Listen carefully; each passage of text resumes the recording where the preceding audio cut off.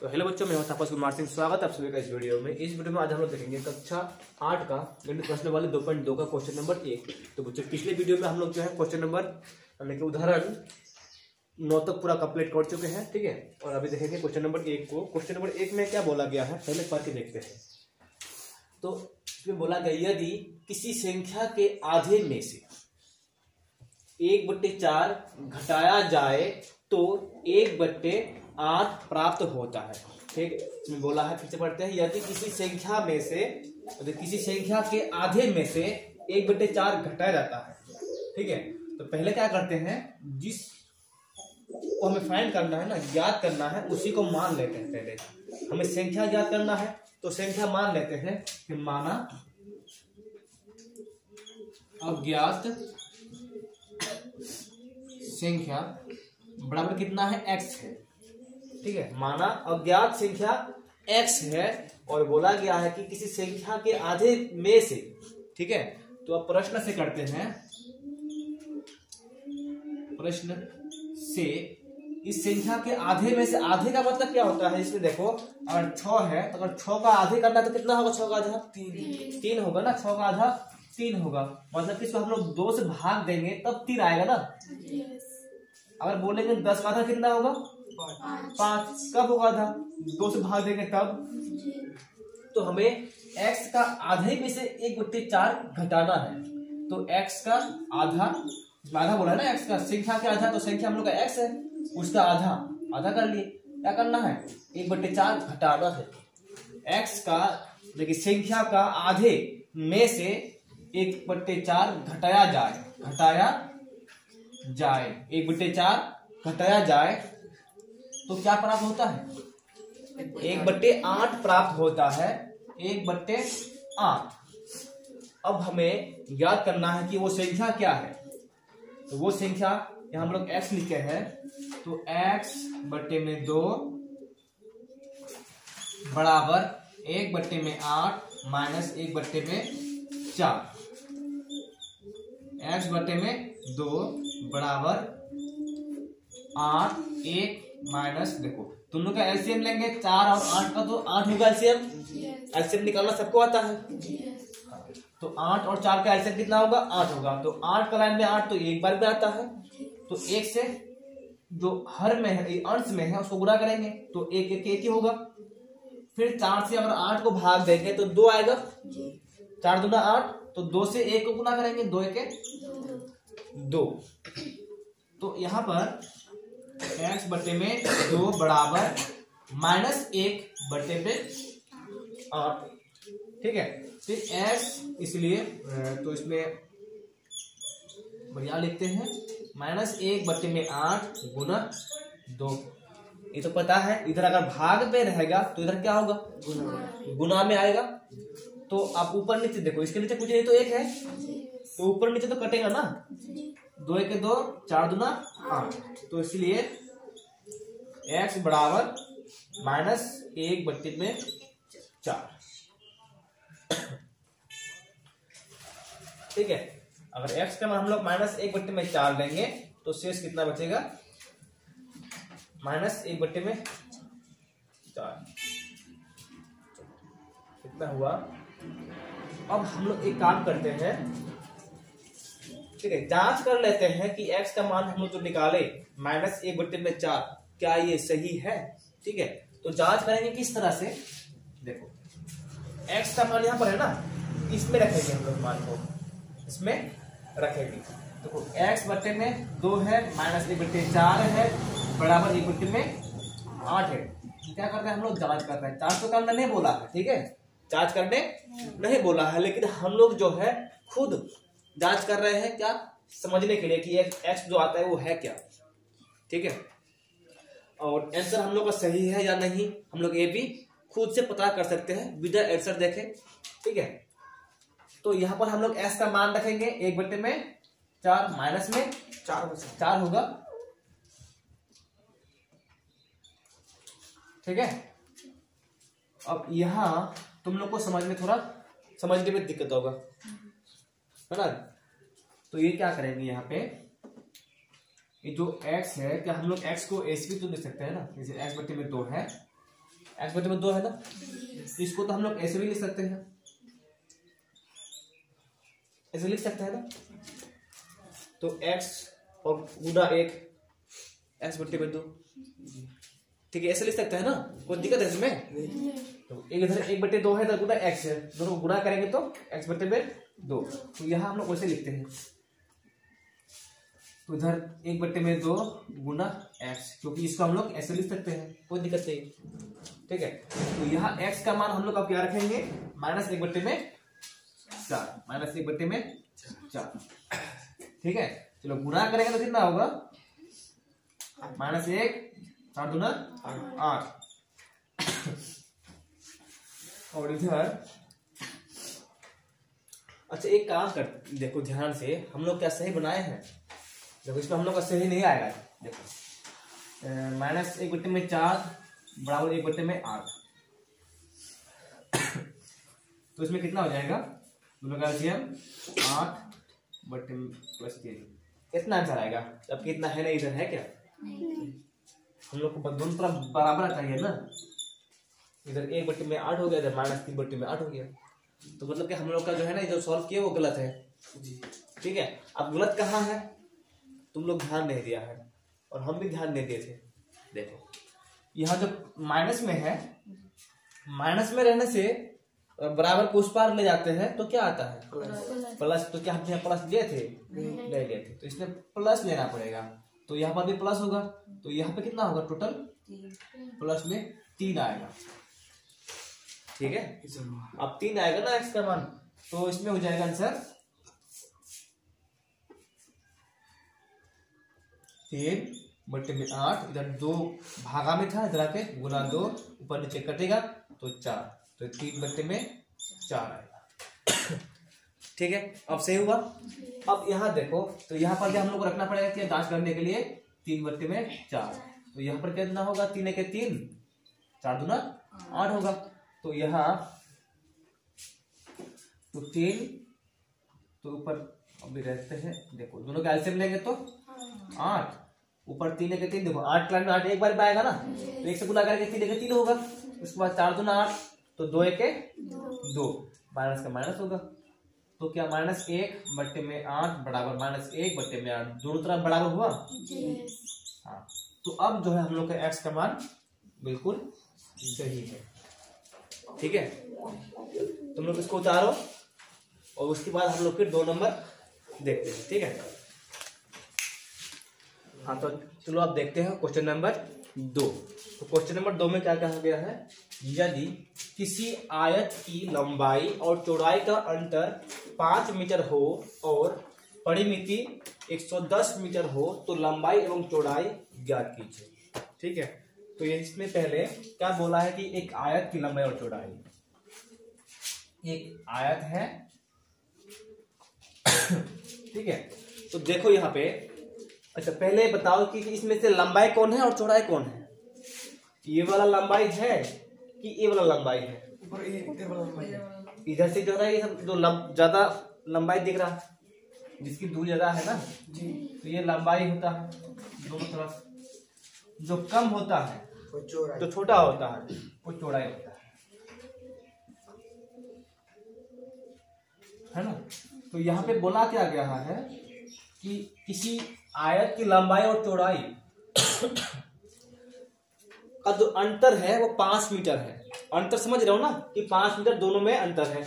मान लो कि अगर ये 10 मीटर है तो ये कितना होगा 5 मीटर, दोनों के अंदर, दोनों के बीच में कितना अंतर है 5।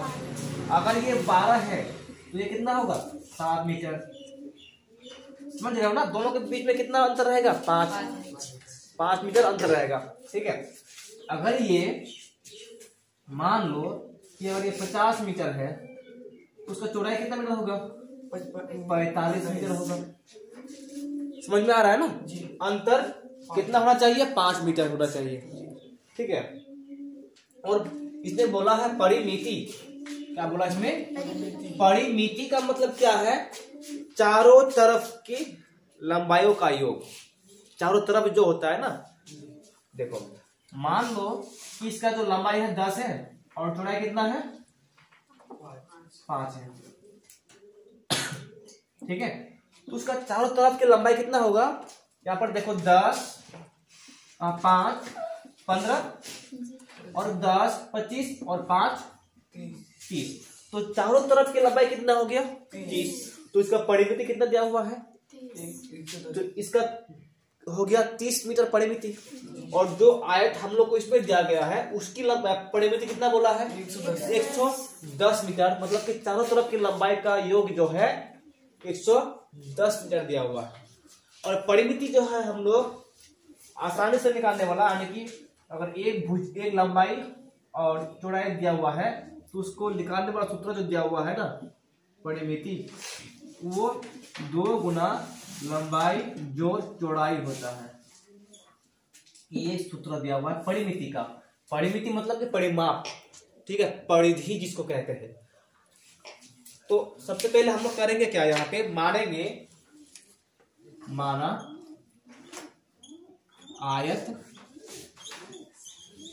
की लंबाई बराबर x मीटर है, ठीक है। आयत की लंबाई अगर x मीटर है तो चौड़ाई कितना लेंगे इसमें हम लोग, तथा आयत की चौड़ाई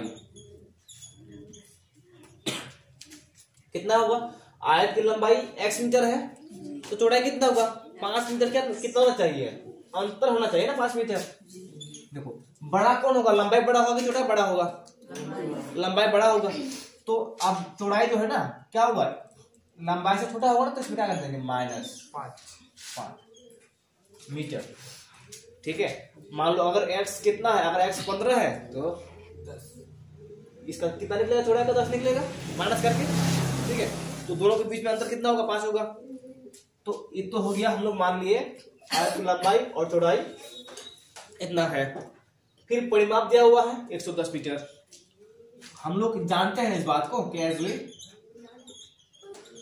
नो दैट कि परिमिति बराबर क्या होता है सूत्र, 2 गुना लंबाई जोड़ चौड़ाई होता है, जो कि हम लोग यहाँ पे लिखे अभी, ठीक है। और परिमिति हम लोग को दिया कितना है 110 मीटर, और यहाँ पर 2 गुना लंबाई का मान दिया हुआ है x और चौड़ाई का मान है x माइनस 5, ठीक है। अब यहाँ पर 110 मीटर बराबर 2 गुना, देखो x प्लस x माइनस 5,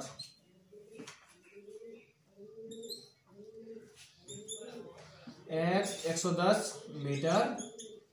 अब 2 गुना कितना होगा, x माइनस x 2x होगा। चलो यही पे कर देते हैं ना, x 2x माइनस 5। अब 2 दूना 4x, 5 दूना 10 माइनस में होगा। अब 110 मीटर, मीटर को छोड़ देते हैं अभी, माइनस 10, यहाँ पर भी नहीं रखेंगे, यहाँ पर नहीं लिया, इधर नहीं लिया ना तो इधर भी नहीं लेंगे, बराबर 4x। देखो इधर माइनस में है, फिर ध्यान देना इधर क्या होगा, हम क्या दिए हैं माइनस, ध्यान देना, ठीक है ना। तो अभी क्या हो जाएगा 120 बराबर 4x, और इस बार जो है 120 बट्टी में 4 बराबर x, भाग देंगे तो कितना आएगा, 4 तिया 12 और 1 0, 30, यानी कि 30 बराबर हो गया x। तो इसलिए x का मान कितना आ गया अभी हम लोग के पास, 30 आ गया। इसलिए अतः आयत की लंबाई बराबर 30 मीटर तथा आयत की चौड़ाई बराबर कितना होगा, 30 माइनस 5 मीटर बराबर 25 मीटर, ठीक है।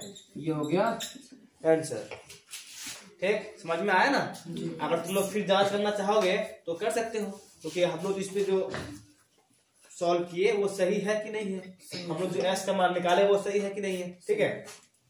चलो तुम लोग इसको जान लो, उसके बाद हम लोग देखते हैं क्वेश्चन नंबर 3।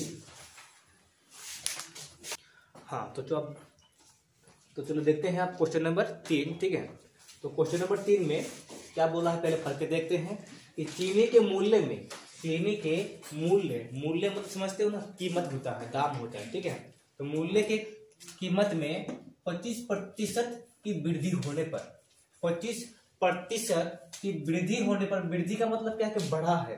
ठीक है, पहले जितना था उससे 25% बढ़ गया है। अब 1 केजी चीनी का मूल्य कितना हो गया है? 32 रुपया। अभी जो है वर्तमान कितना हो गया है? 32 रुपया 1 केजी मूल्य का दाम, चीनी का मूल्य। तो प्रारंभ में चीनी का मूल्य केजी का, प्रति केजी का क्या था? मतलब कि अगर अभी 25% बढ़ने के बाद 32 रुपया हुआ है तो इससे पहले कितना था? ठीक है, 25% का मतलब होता है, प्रतिशत हम लोग कैसे लिखते हैं, अगर चीनी का मूल्य 100 रुपया केजी था तो अभी कितना हो गया है? 125 हो गया है, 125 रुपया हो गया। ठीक है, 25% का मतलब ये है। लेकिन अब इसमें बोला क्या है कि अभी कितना हो गया है? 25% भरने के बाद तो अभी हो गया है 32 रुपया। अभी हो गया है 32 रुपया। तो बताना है कि पहले कितना था, पहले कितना था? अभी हो गया है 32 रुपया। बढ़ा कितना है? 25% बढ़ा है। और इसका मतलब होता है अगर किसी भी वस्तु का दाम 114 रुपया है तो अभी बढ़ के 125 रुपया हो गया है, उसका मतलब ये होता है। अब बताना है चीनी के बारे में कि चीनी का मूल्य पहले कितना था, अभी हो गया है 32 रुपया कितना बढ़ने के बाद। ठीक है, तो यह हमें करना क्या है? पहले मानना है कि हमेशा याद रखना कि जिस चीज को निकालना है ना, पहले उसी को मान लेंगे, और उसी को हम लोग मान लेंगे तो हमें क्या होगा? निकालने में आसानी होगा। ठीक है, तो यहां हल में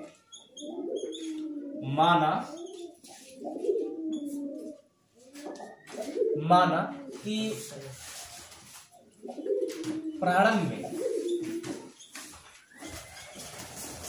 में चीनी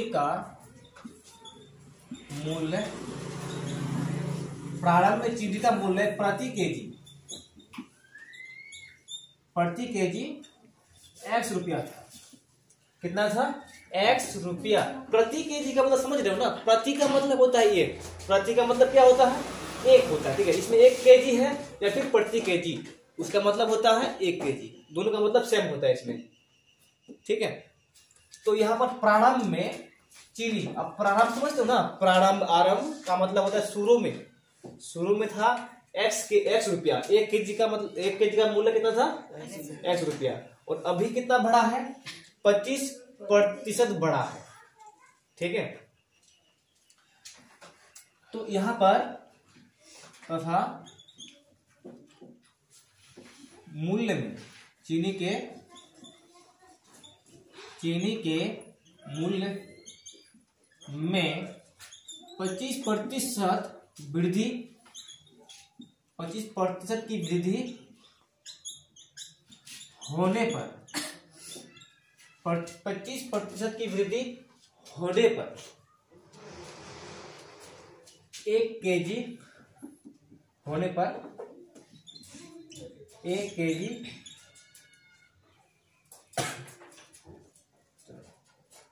चीनी के मूल्य में 25% की वृद्धि हुई है। चलो हुई है कर देते हैं, हुई है। कितना हुई है वृद्धि? 25%। अब प्रश्न से करते हैं, क्या वृद्धि हुई है?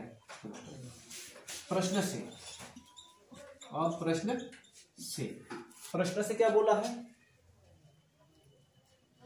25% की वृद्धि होने पर अभी मूल्य कितना हो गया है? 32 रुपया। तो पहले दाम कितना था? पहले था उसका मूल्य x रुपया। अभी वृद्धि हुई है, 25% वृद्धि हुई ना। किसका हुआ है? मूल्य का ही ना बढ़ा हुआ है, लेकिन चीनी के मूल्य में 25% की वृद्धि हुई है। तो चीनी का, अभी इसको हम लोग और भी आगे बढ़ा कर ले सकते हैं, तो यही पे कर देते हैं। चलो, चीनी के मूल्य में ना वृद्धि हुआ है, तो चीनी का मूल्य कितना? x रुपया है फिलहाल, और फिर x का ही 25%। एक्स का क्या होगा 25%, ठीक है, क्योंकि एक्स का ही मूल्य में वृद्धि हुआ है ना, फिर उसके साथ जोड़ना है बाद में। तो देखो वृद्धि हुआ है एक्स का 25% और पहले था 25%, ये ₹100 था, तो अभी कितना हो गया है 32 रुपया हुआ है, ठीक है। देखो चीनी का 1 केजी चीनी का मूल्य है ₹100, फिर उसी मूल्य का 25% वृद्धि हुआ है, तो इसका 25% हो गया। अब दोनों को जोड़ने पर कितना मूल्य हो गया अभी फिलहाल 32 रुपया, ठीक है। तो यहाँ पर हम लोग अब सॉल्व करेंगे आगे। एक्स प्लस एक्स का 25%, एक्स का मतलब क्या होता है गुना, और 25% का मतलब होता है 25/100, इधर 32। देखो इधर ये आप कैंसिल करेंगे, 25 से 25, 25 चौके 100, तो एक्स बट्टे में इधर बुरा होके एक्स प्लस होगा ना, इसमें प्लस बट्टे में 4 बराबर 32, फिर 5 चौके 4 एके 4 एक्स प्लस एक्स बट्टे में 4, ये तो करना आता है ना। तो कुछ नहीं तो इसके नीचे 1 है, ठीक है, 4 एके 4, अब एक लाइन में 4 बार में आता है, तो 4 से गुना करेंगे 4x, ठीक। अब 4 एके 4, तो 1 से गुना करेंगे, x का x होगा, अब इधर 32, तो यहां हो जाएगा 5x बट्टे में 4 बराबर 32 होगा ना, 5x बट्टे में 4 बराबर 32 होगा। तो एक काम करते हैं, 4x और 5x इधर हो जाएगा 5x, इधर ये भागा में है तो इधर आके गुना में होगा, तो फिर x बराबर गुना करेंगे तो कितना होगा 4 दूना 8, 4 तिया 12, अब इधर आके ये भाग में होगा, भाग में होगा ना, तो आप भाग देंगे, 5 दूना 10, बचेगा 2, 5 5 25, फिर बचेगा 3 बचेगा ना 25 में से, आप फिर 6, आप 3 क्या हो जाएगा उसमें 30 हो जाएगा, तो क्या लेंगे 3, 6 5 30, 6, ठीक है। यानी कि इसलिए x बराबर कितना हो गया, एक आने रहे हैं 25.6 हो गया ना, तो आगे एक 0 ले लेते हैं, साइड हो जाएगा, तो 0 का कोई वैल्यू नहीं रहता है ना, तो 0 ले लेंगे। तो अतः प्रारंभ में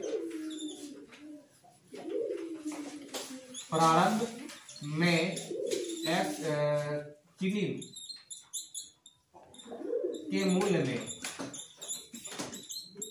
में कितना 25.60 रुपया था, ठीक है। इसको उतार लो, उसके बाद जो है अब 4 नंबर से हम लोग नेक्स्ट क्लास में देखेंगे।